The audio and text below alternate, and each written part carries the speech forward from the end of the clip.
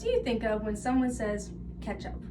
What might come to mind is a thick red condiment served with fries and a burger. But ketchup hasn't always been that way.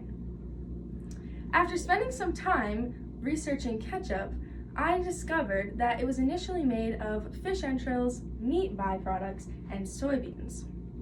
Ketchup initially came from Asia. Then it was adapted by the British, and finally tomatoes were added to its recipe. The ketchup that we think of today has a close resemblance to the British adaptation of the original Chinese ketchup. Moreover, it has evolved throughout the years due to British and American attempts to perfect the recipe. Let's start from ketchup's beginnings. Ketchup was initially a fish sauce created in Asia. This fish sauce is believed to have originated from Vietnam.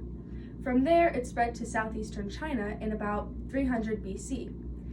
And it then spread to the islands of Southeast Asia. The islands of Southeast Asia were a perfect place for ketchup to be introduced to new cultures.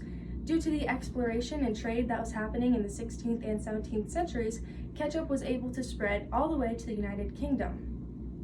In the United Kingdom, ketchup became very popular because it was a salty, fermented paste that could keep for a long time, like on an ocean voyage. Its popularity in the UK led to Brits trying to recreate this flavorful, savory sauce. The British were so in love with this sauce. In British attempts to recreate this fish sauce, they created new recipes. These recipes called for oysters, mussels, mushrooms, walnuts, lemons, celery, anchovies, and some fruits, like peaches and plums. That would be boiled down to a syrup-like consistency, and it could keep well for a long time. It was also served with a variety of dishes. When English settlers journeyed to the American colonies, they brought their versions of ketchup with them, and it continued to evolve. It was in America that ketchup evolved to the form that we know and love today. The final stop for ketchup was in 1801 when the Sugar House Book published a ketchup recipe using dried tomatoes.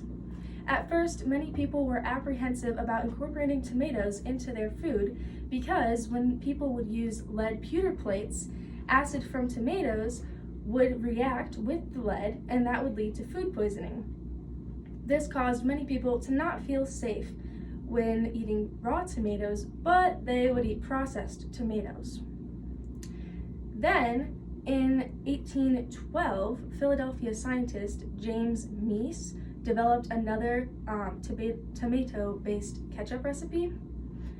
And in 1837, a farmer named Jonas Yerkes was selling ketchup nationally.